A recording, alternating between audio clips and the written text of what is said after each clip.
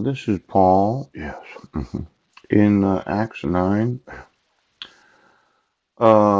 chapter 9, verse 3.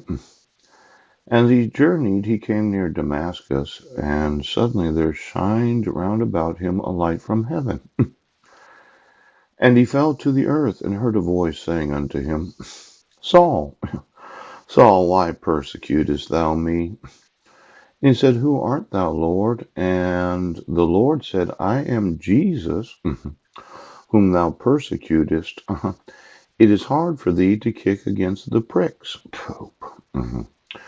Now, I know that there are a lot of very sensitive Christians out there, but how do you interpret kick against the pricks? See, there seems to be some hypocrisy about double entendre. Pooh. Now, was Jesus being very pointed at what he was saying, or was he kind of beating around the bush? Poop.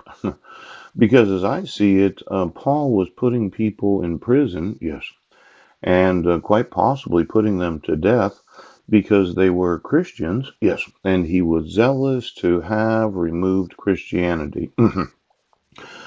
Jesus called him Saul, yes, that was his name.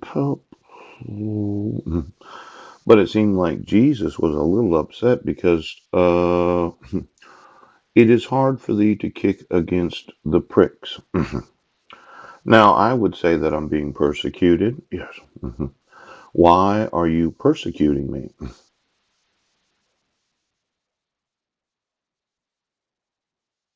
Does the word prick upset you?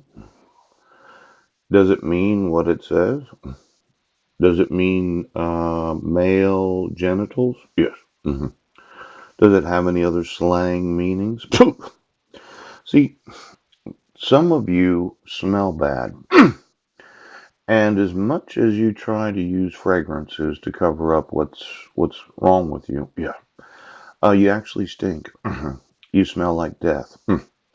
Now, more than likely, you're in the come to find out way, yes, that if you load your orgasms, yes, it causes a smell to emanate from your physical bodies that is unattractive.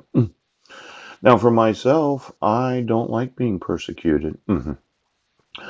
In fact, I would say that your whole thought was that since I'm not in the family, right, and I'm not going to come to find out, yes, and I'm going to refuse to sew myself in because I won't give you my sexual nerve endings.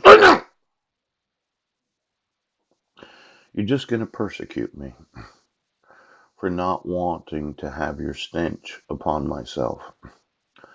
Now, I would like it, yes, if you'd stop persecuting me. You'd stop arresting me, for crimes that I had no knowledge of. Yes. That you'd remove your forgery and fraud. Yes. You'd remove your payroll. Right. You'd end your conspiracy. Oh. And you'd get prosecuted for the crimes that you have knowledge of. Now, I know that you wanted to say that you can do what you're doing because it's so important to whatever it is that you think. Yes. But the truth of the matter is, these rights, these laws, yeah, they have to be enforced. And since they do have to be enforced, yeah, you have to enforce them. Now, let's reiterate. You issued a protection order without any jurisdiction of law. Yes.